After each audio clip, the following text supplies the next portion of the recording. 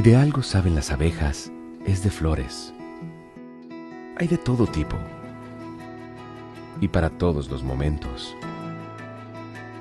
Lo importante no es solo su color, tamaño o forma, sino lo que hace sentir cada una. Y para esos sentimientos trabajan.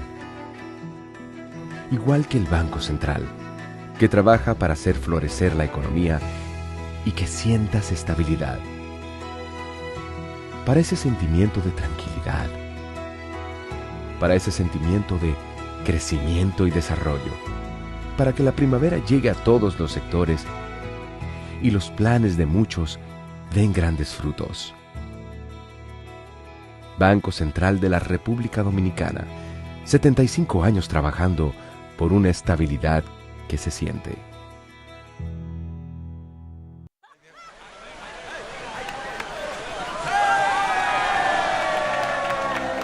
Hemos dado tantos pasos, hemos hecho sueños realidad. En cada esquina de esta tierra, ¡me voy por Nueva York! vemos toda la felicidad. Oh, oh, oh.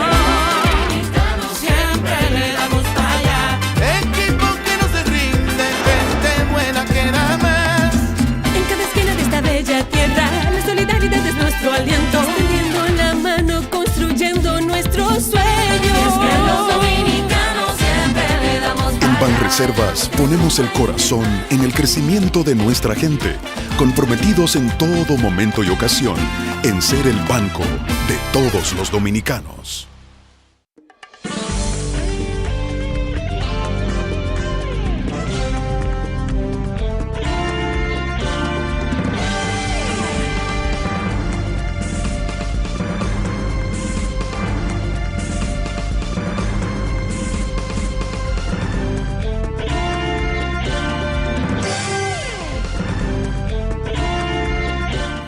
Bien, muy buenas tardes, amables televidentes. Bienvenidos a su cita diaria, crepuscular y nocturna en Teleimpacto, que es al final de la tarde despidiendo el sol y comenzando la noche. Ponga su caridad en buenas manos. Apoye el Patronato de Lucha contra el Cáncer de Villa González Incorporado. Genuina institución para brindarle apoyo al prójimo más carenciado. 809-443-8010. También el Hogar Escuela Santo Domingo Sabio, Avenida Independencia, esquina General Gregorio Luperón, en Santo Domingo. Bueno, el Banco Central anunció hoy que el índice de precio al consumidor en el mes de junio, es decir, la inflación en el mes de junio, 0.21%. Es decir, que es menos de la mitad del 1%, casi un 0.4%, ni siquiera el 0.4%, el 0.21%, 0.21%, una quinta parte del 1%. Entonces, eso dice que se le da lectura de que la inflación está bajo control, indiscutiblemente. Nadie puede negar, ningún economista, ningún estudioso puede negar que las cifras del Banco Central, que sirve ahí sobre la inflación, ha sido de control, está por debajo de 4, entre ese rango meta que tiene el Banco Central, entre 4 más o menos 1%. Entonces anda en 3.80 y algo, que anda la inflación, o menos de 3.80. Es la inflación acumulada hasta ahora en el semestre. Entonces eso va muy bien, están dentro de sus rangos. Y eso es lo que se quiere, que la inflación, que las cosas no sigan subiendo en forma acelerada, suben porque no hay artículos que suben, tienen mucha influencia, el petróleo, por ejemplo el transporte, ya los choferes andan locos por subir el precio. Bueno, incluso yo cité aquí la semana pasada que los choferes de Fenatrano en la ruta de la 27 de febrero le subieron 5 pesos al pasaje, según me denunciaron algunos amigos.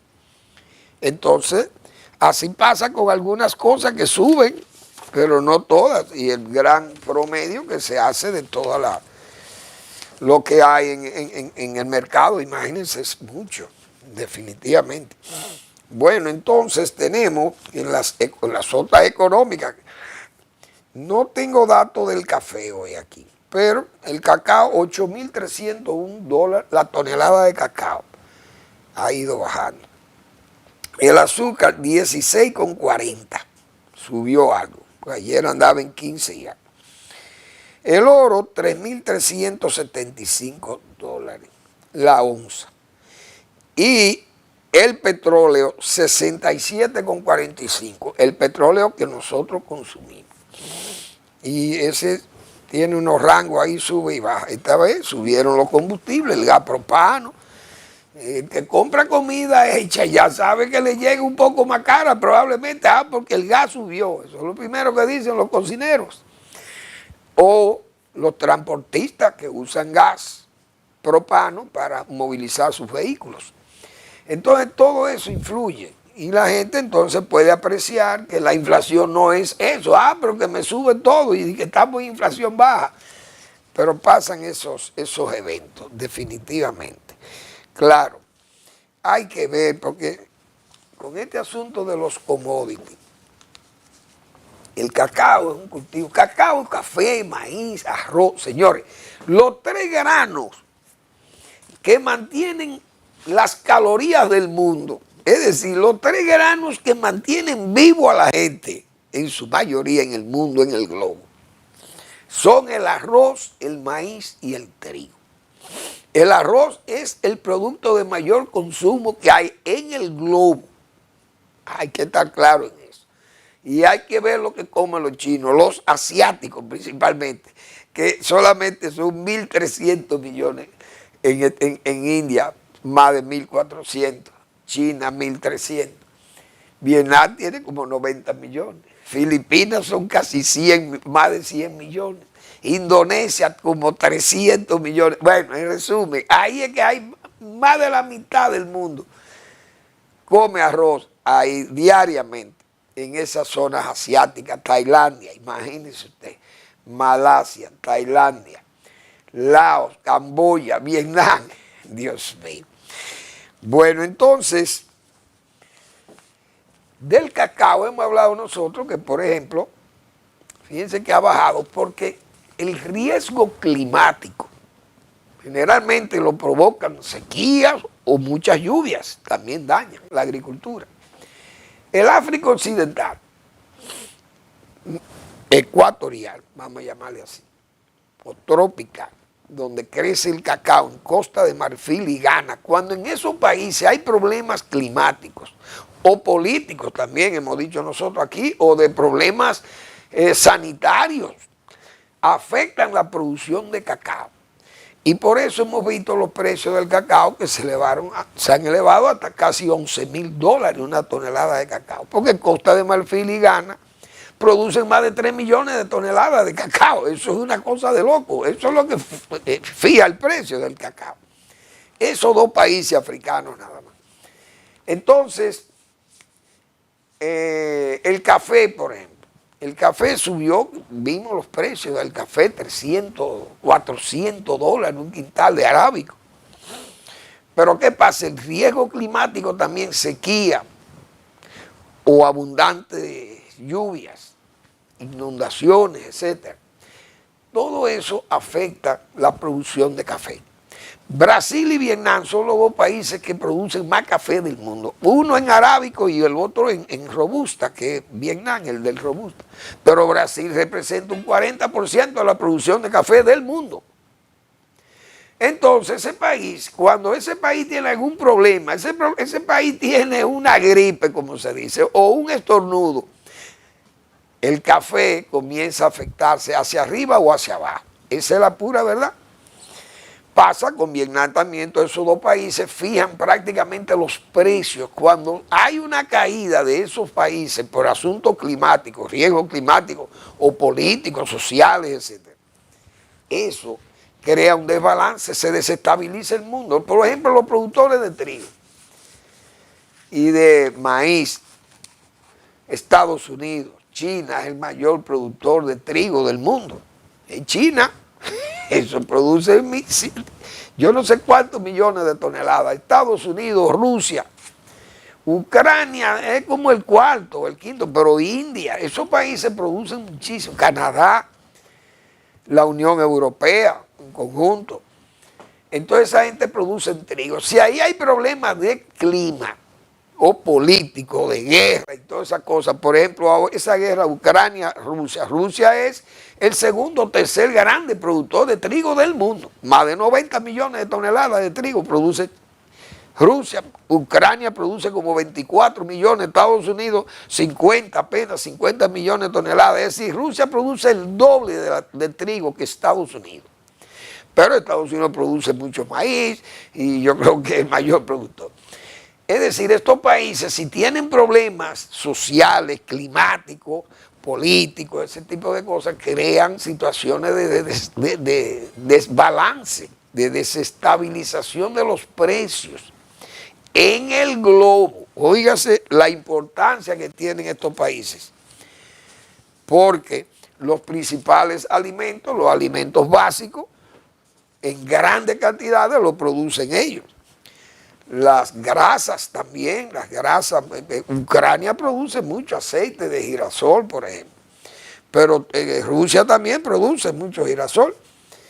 Todos esos países, esa alta concentración de los cultivos que yo acabo de mencionar, en países como estos, que son problemas que tienen muchos problemas climáticos y políticos también, se desestabilizan los precios y se desestabiliza el comercio mundial, indiscutiblemente.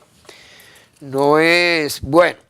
Entonces, parece que el Código Penal lleva el mismo camino de otras veces. Seguimos lo mismo, mucho entusiasmo, como se dice, marco prometedor para acciones futuras. Ahora es que hay que aprobar el Código Penal. Ya salió el aborto de nuevo. Ustedes verán la misma excusa.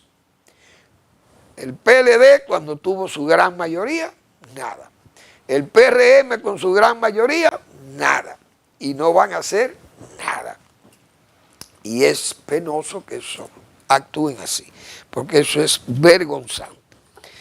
Que vamos a seguir en lo mismo, años, más de 20 años discutiendo un código y no se atreven a enfrentar la situación que hay real con las demandas de la iglesia o la demanda de algunos progres, como se le llama, estos comunistas y mucha gente de izquierda, y no necesariamente de izquierda, hay de derecha que son abortistas también, uno tiene que entender eso.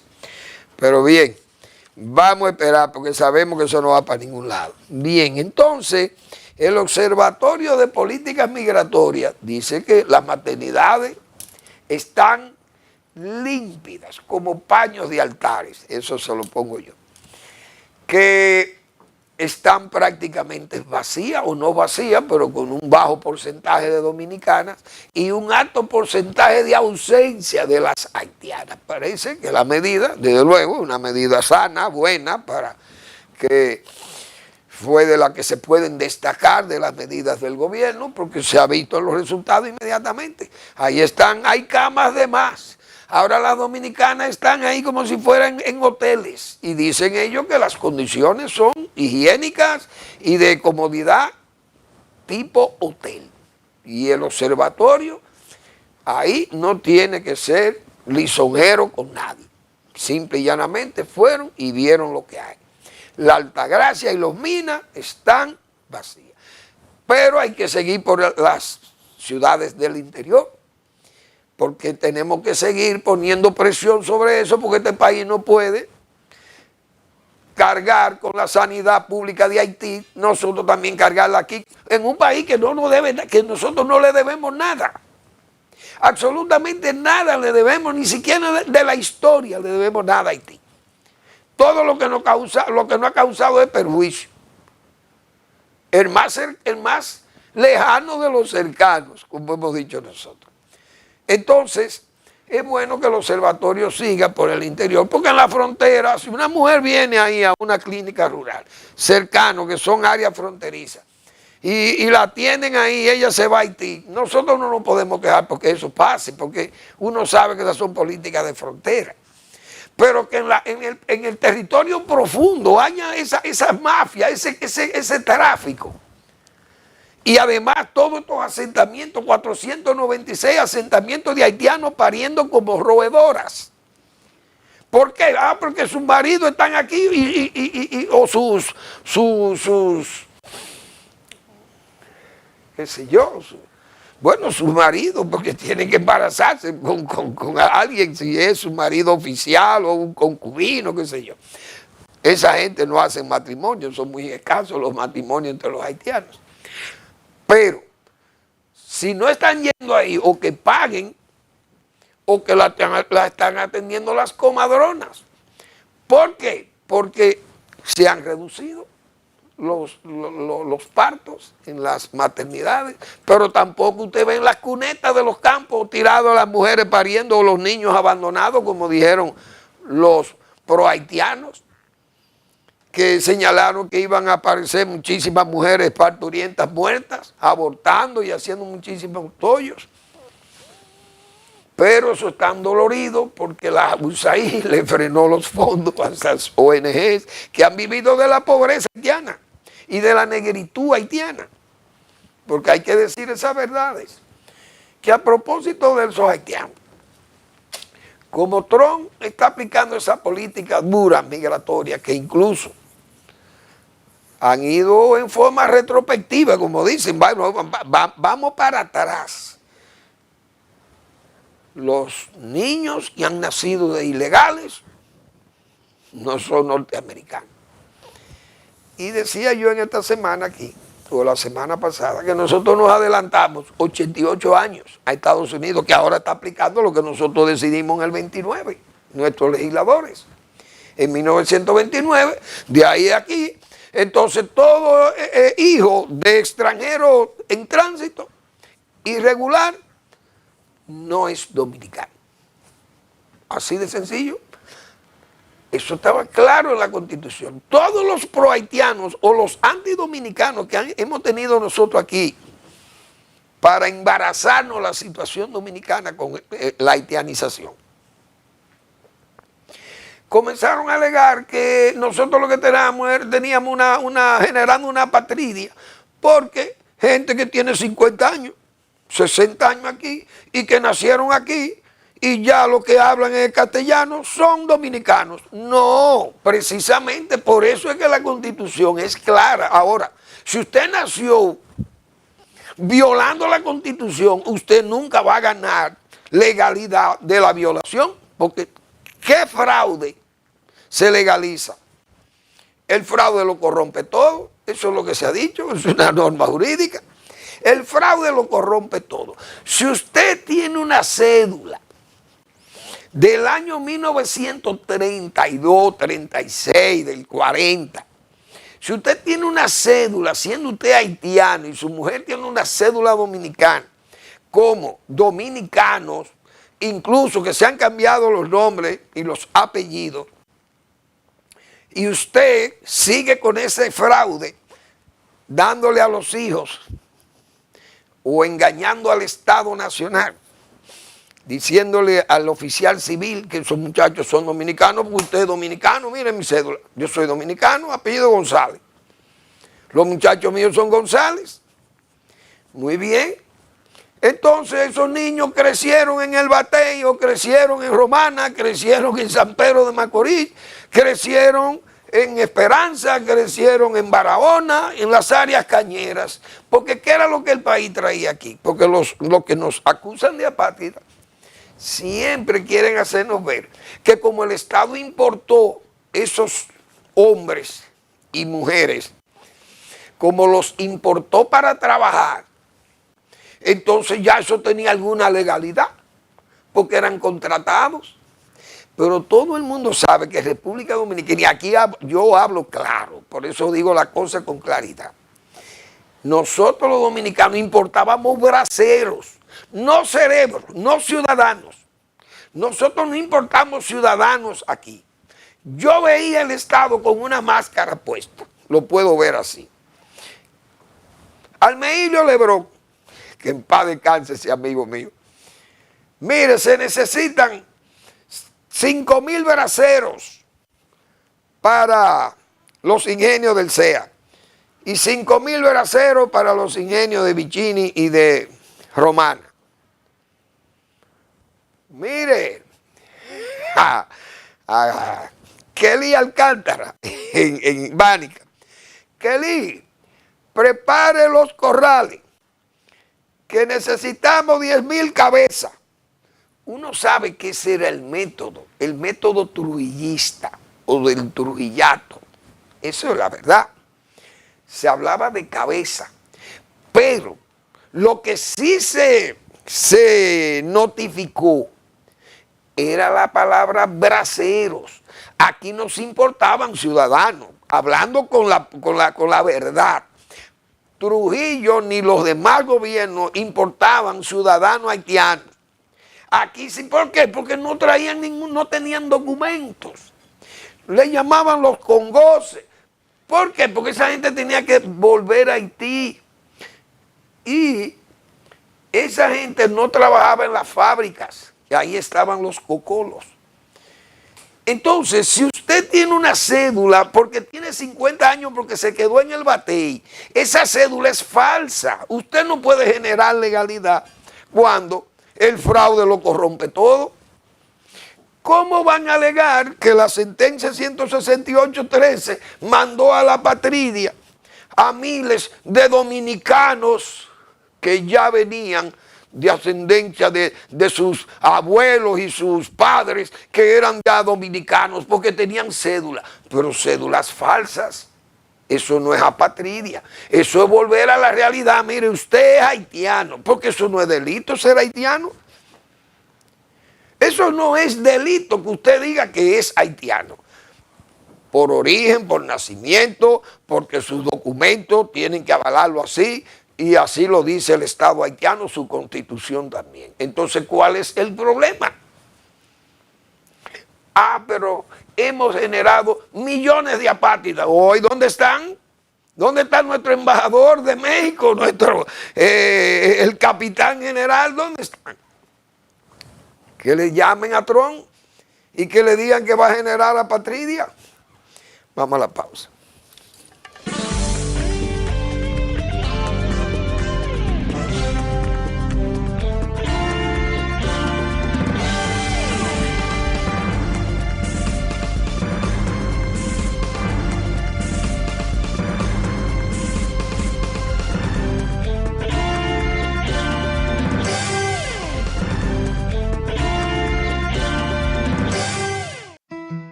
Si de algo saben las abejas, es de flores.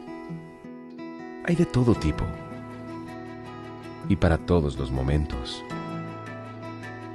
Lo importante no es solo su color, tamaño o forma, sino lo que hace sentir cada una. Y para esos sentimientos trabajan. Igual que el Banco Central, que trabaja para hacer florecer la economía y que sientas estabilidad.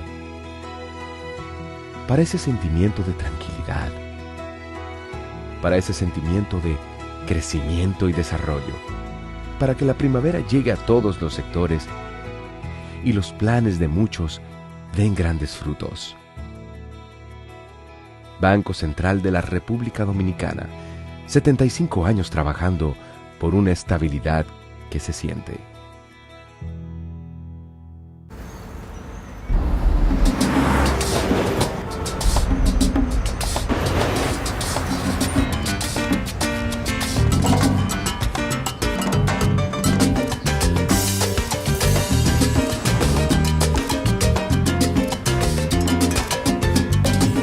Si hay algo que sabemos en RD, es fajarnos en equipo. En cada inning de la vida, jugamos por nuestra gente. Sin importar la distancia ni el tiempo, el cariño siempre se siente. Porque donde hay un dominicano, hay alguien brillando por lo suyo. Con Remesas Banreservas recibes dinero fácil y seguro. Dile a los tuyos que te envíen a través de nuestros remesadores aliados o usando nuestra app Remesas Reservas con cargo a su cuenta o tarjeta. Banreservas, el banco de todos los dominicanos.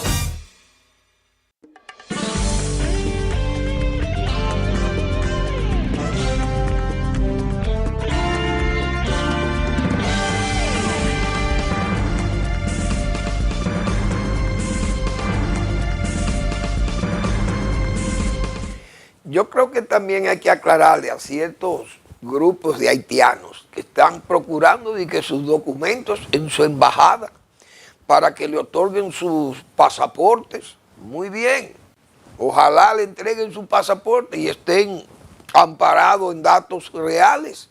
Eso es asunto de los haitianos. Pero que sepan los haitianos que usted sacar un pasaporte aquí, eso no le da a usted ninguna autorización para usted residir en este país. Usted tiene que, si le dan ese pasaporte aquí, si le piden ese pasaporte aquí, a menos que usted esté aquí ya residencialmente legal, como ciudadano de este país ya, y que usted pida que le den un pasaporte, eso es otra cosa.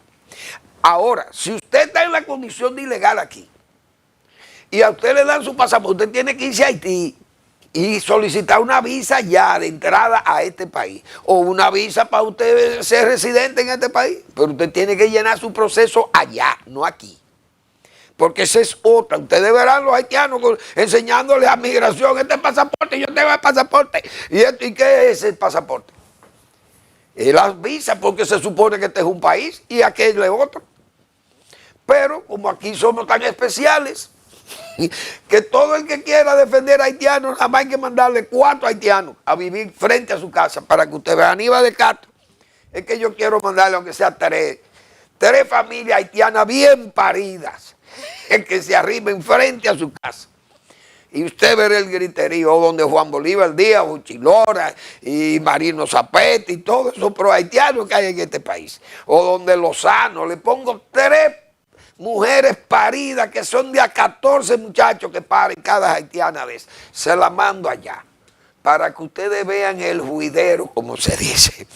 El único que aceptaba pobres frente a su casa se llamó Joaquín Balaguer, que no le molestaban los pobres ni los desvalidos, le molestaban a Balaguer frente a su casa.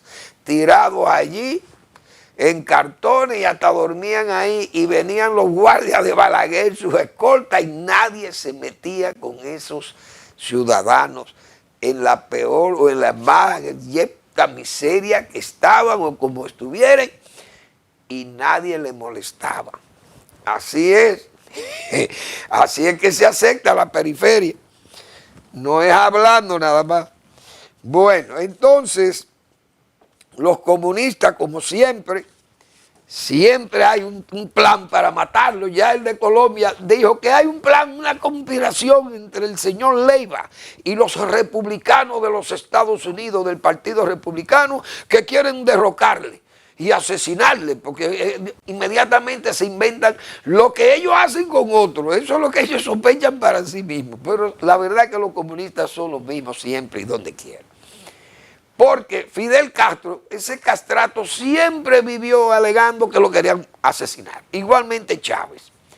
Chávez era otro que pedía, todos los meses había una conspiración para asesinarle. Maduro igual. Todos los comunistas son iguales. Todos siempre le están velando para asesinarle, para tumbarle el del gobierno y una conspiración, un golpe de Estado o una invasión. Siempre se están adelantando a los acontecimientos que ellos mismos son los que crean. Eso es lo bueno del caso. Qué país. Bueno, con los alquileres, señores, hay una ley que se quiere aplicar con los alquileres, pero esa ley parece que le da más seguridad. ¿Dónde fue que vi eso? Le da más seguridad jurídica a los inquilinos que a los dueños, señores. Eso, que sepan bien lo que van a hacer ahí, que no se pueden sacar, que si usted no va y procesa su asunto por la justicia, usted no puede expulsar un inquilino. Oiga, aquí con estas lacras sociales que hay de salarios bajos, gente desempleada, usted alquila y usted le da poder a un inquilino y esa vivienda no sale jamás esa persona de ahí. Hay que tener mucho cuidado con eso, porque este es un país que tiene mucho déficit de vivienda. Aquí hay gente que compra vivienda para alquilarla y lo tiene como un ahorro, un bien, o tiene su vivienda, la alquila y vive de eso también, porque eso así se vive en estos países, en el mundo. Entonces, uno sabe los problemas de salario y los problemas de inflación y los problemas de desempleo que hay. La gente alquila y después se quiere quedar ahí, no quiere pagar, y eso son muchísimas molestias para los propietarios, los dueños de los inmuebles. Hay que tener cuidado con eso, que sepan lo que van a legislar con respecto a eso. Bien, entonces, bueno, aquí dijimos nosotros el 23, el 22 de junio fue el golpeo de Estados Unidos a Irán, la operación Martillo, no recuerdo, Martillo como de la noche, no recuerdo cómo era que se llama, cómo se llamó la operación Martillo, bueno. El presidente Trump ordenó bombardear los sitios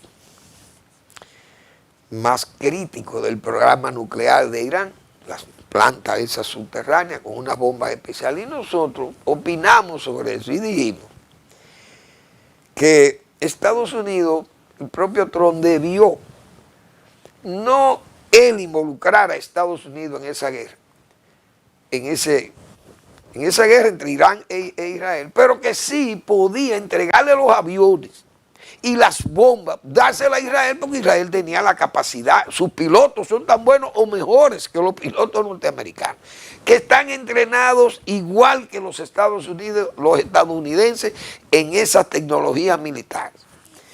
Y pienso que tenía yo ese criterio, pienso que ese criterio mío fue externado en forma, diríamos, como un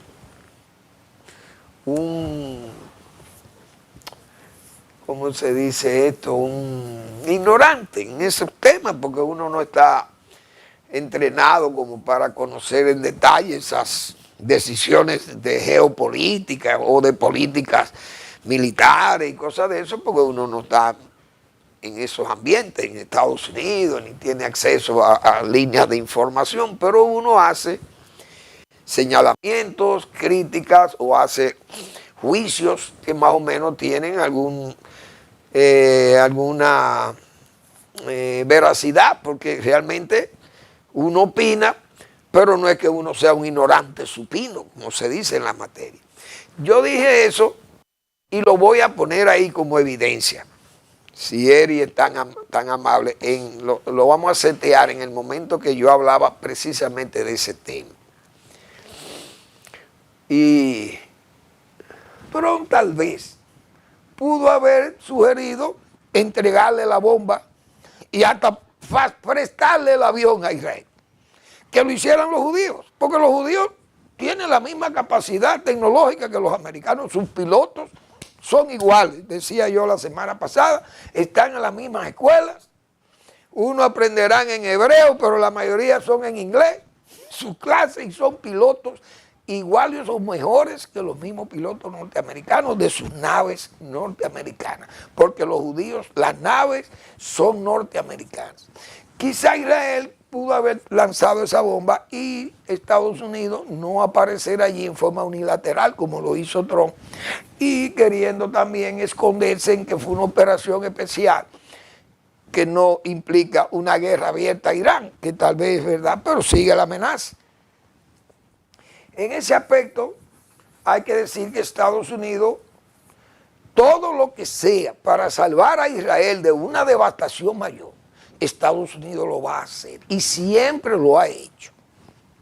Es decir, para nadie es un secreto que Estados Unidos defiende a Israel en las circunstancias que fuere, y más cuando se trata de un caso tan grave como una amenaza de que sería barrido el Estado de Israel. Bien, yo quise refrescar o recrear ese comentario que hice el 23.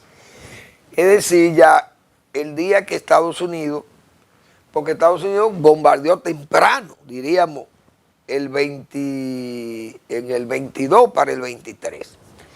Pero toda la persona y el mundo se enteró de todos esos bombardeos. Pero ¿por qué yo traje por qué refresco eso? Porque hoy leí este tuit del Congreso de los Estados Unidos. Congresistas de Estados Unidos presentan la Bunker Buster Act. Es decir, es una legislación, una legislación. Ahí está el avión, el B-2, que autoriza al presidente Trump a transferir bombarderos B-2, eso que ustedes ven ahí, y bombas antibúnker CBU-57 a Israel si Irán retoma su programa nuclear. ¿Qué confirma eso?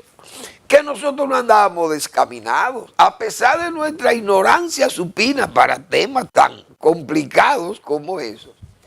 Pero nosotros sugeríamos que Estados Unidos, para no implicarse directamente en esa guerra, que era una guerra entre Irán e Israel, y no solamente entre musulmanes e Israel, porque ahí hay países como Arabia Saudita o Jordania que son musulmanes, pero no tienen problema con Israel actualmente.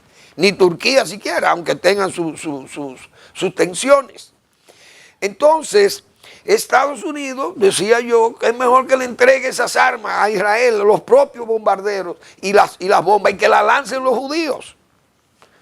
Bueno, pues ahí hay una legislación. Ya los congresistas de Estados Unidos están planteando lo que nosotros decíamos aquí: facilitar los bombarderos, facilitar las bombas, y que los judíos la apliquen, la tiren si es que Irán no se disciplina o quiere seguir con ese programa nuclear, que no es solamente crear la bomba, sino barrer a Israel del mapa, según sus designios.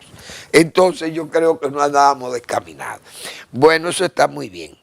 También nosotros dijimos aquí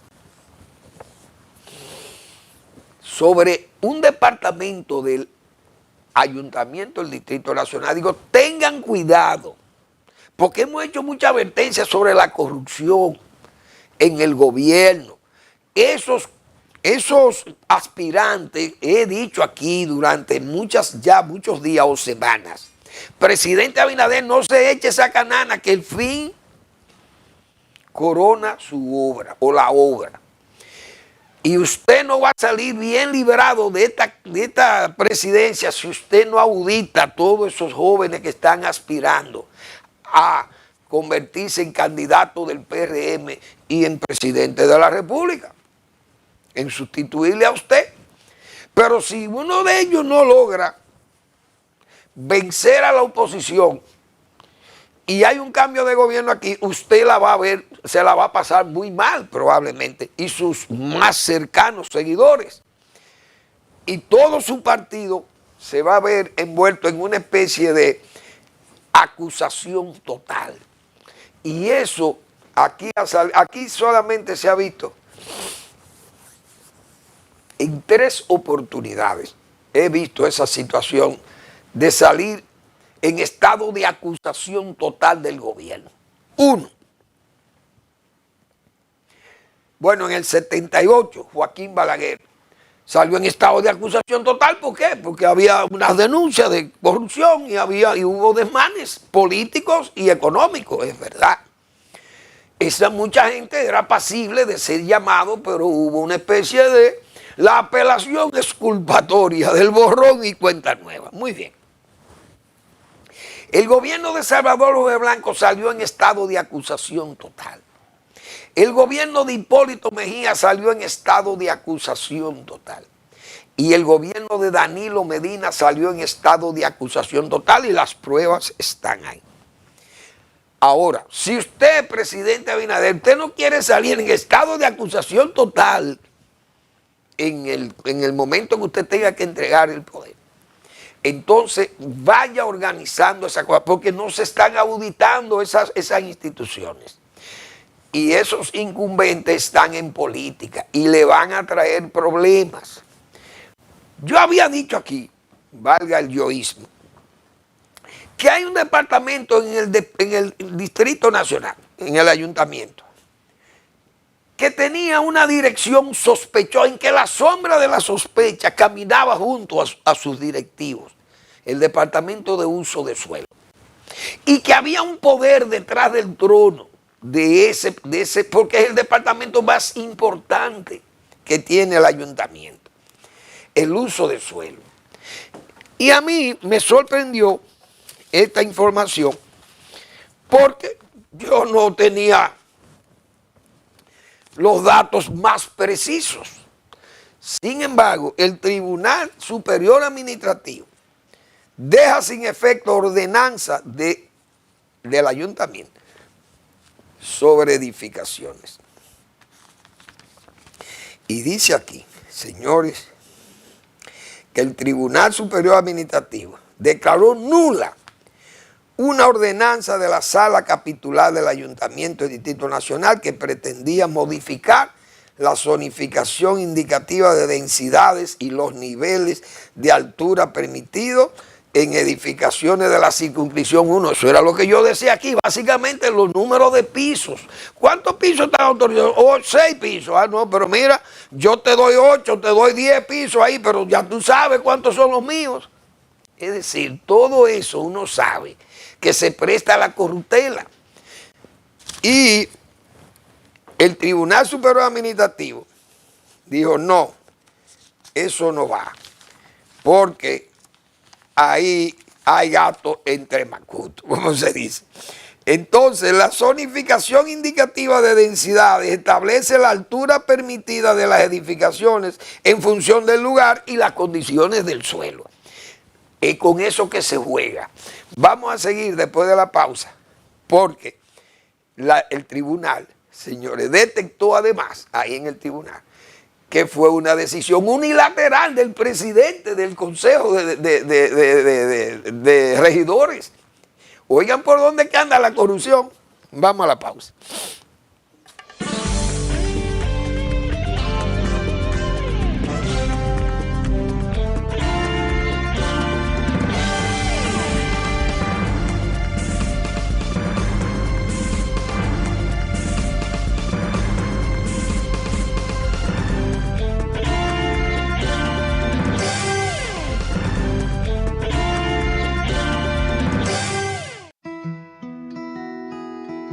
Si de algo saben las abejas, es de flores. Hay de todo tipo y para todos los momentos. Lo importante no es solo su color, tamaño o forma, sino lo que hace sentir cada una. Y para esos sentimientos trabajan. Igual que el Banco Central, que trabaja para hacer florecer la economía y que sientas estabilidad. Para ese sentimiento de tranquilidad, para ese sentimiento de crecimiento y desarrollo, para que la primavera llegue a todos los sectores y los planes de muchos den grandes frutos. Banco Central de la República Dominicana, 75 años trabajando por una estabilidad que se siente.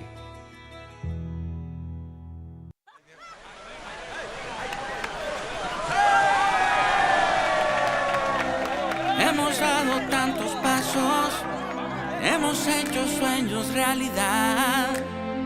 En cada esquina de esta tierra ¡Vuelvo a Nueva York!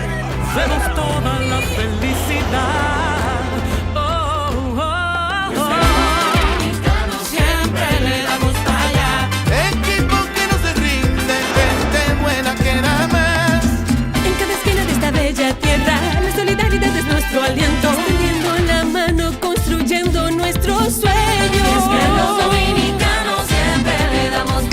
Banreservas ponemos el corazón en el crecimiento de nuestra gente, comprometidos en todo momento y ocasión en ser el banco de todos los dominicanos.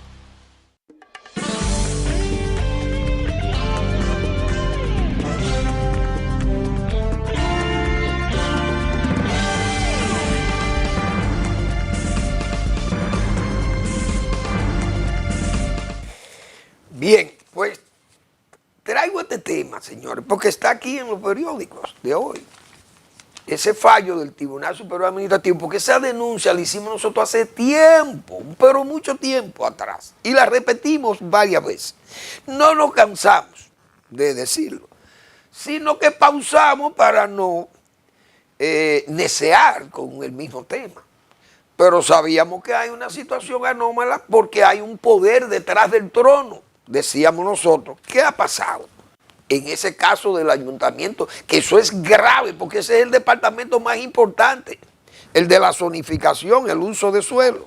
El tribunal consideró que el presidente del Consejo de Regidores, Víctor Ogando, al dictar el acto de manera unilateral, se arrogó atribuciones que el artículo 52 de la ley número 17607 confiere al Consejo de Regidores como instancia normativa, reglamentaria y fiscalizadora, incurriendo así en vicios de incompetencia y desviación del poder.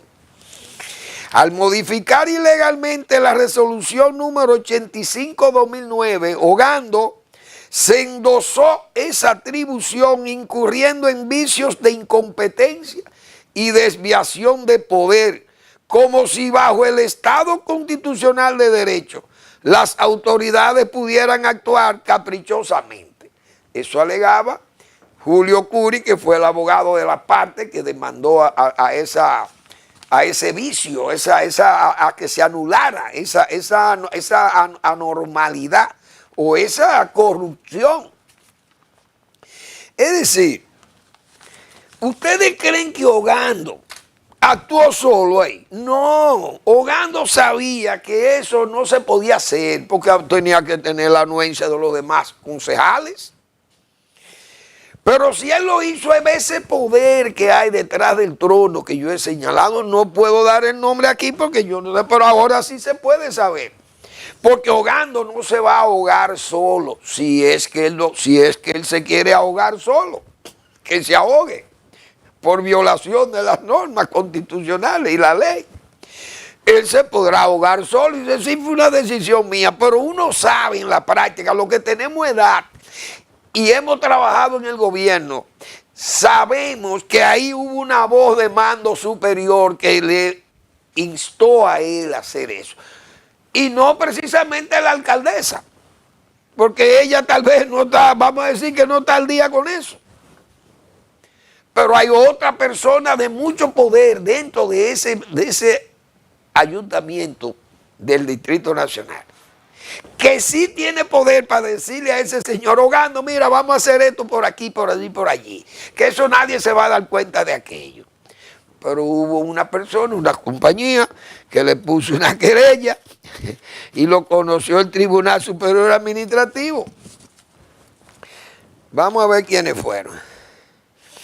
La sentencia del tribunal responde a un recurso contencioso administrativo interpuesto por la constructora Aredu SRL, representada por los abogados Julio Curi, José Alberto Cruzeta Hijo y Daniel Pérez Peinado, quienes argumentaron que la ordenanza fue emitida de manera ilegal al usurpar competencias exclusivas del Consejo de Regidores, órgano colegiado que nunca fue consultado ni participó en la aprobación. Nos adelantábamos nosotros sabiendo a esas situaciones que se presentan, porque ya sabíamos que se estaba haciendo ese tipo de negocios. Y eso tal vez fueron afectados en que a ellos les redujeron los números de pisos que podían permitirse, o no le quisieron dar la cantidad de pisos que ellos exigían o que la ley le podía permitir ahí. porque todas esas cosas son posibles cuando hay un ambiente de corrupción. Por eso es que digo, tengan cuidado, analicen lo que van a hacer y lo que están haciendo. Hay que auditarlos a todos, incluso la Liga Municipal Dominicana, porque el incumbente de ahí también aspira a ser candidato del PRM, también que lo auditen. Él debe pedir que lo auditen, él lo debe pedir, el director, el secretario de la Liga Municipal Dominicana, para evitar sospechas legítimas. ¿Por qué? Porque uno ve el modus operandi de esas instituciones y el modus vivendi de los incumbentes. Mis años me dicen a mí que usted solamente tiene que ver el comportamiento de la gente. La pobreza y la riqueza no se pueden ocultar, porque es que son muy visibles. Y además, en estas mentes que tenemos dominicanos, latinoamericanos y entre ellos caribeños, y en la historia, ¿qué es lo que hemos sido? Como decía Ulises Heró, donde usted se roba la gallina, tiene que esconder la pluma, porque esto es lo que inspiran estos gobiernos y estos estados hechos, como se dice, o dirigidos sin un don de mando fuerte, que más que descentralización, lo que hay es una desvertebración del Estado, porque se hacen todas estas cosas y entonces viene lo medalaganario y lo de cada quien hace lo que le da la gana. Después viene el sálvese quien pueda y al final buscar la apelación exculpatoria del borrón y cuenta nueva o apelar, como hemos dicho otras veces también, al sofisma de la persecución política, que eso uno sabe que siempre se usa como escudo para escurrirse de los problemas de justicia. Entonces, aquí nos conocemos todos y al final ustedes van a ver que yo no tengo que ser profético para esto. Bien, les invito a que lean al doctor Marino Vinicio Castillo en su blog La Pregunta, que todas las semanas el doctor Castillo nos brinda sus reflexiones. Las tres naciones poderosas de Norteamérica y las siluetas de los conflictos, parte 1. Bien, gracias por su atención. Nos vemos mañana en otra entrega de Al Final de la Tarde, despidiendo el sol y comenzando la noche.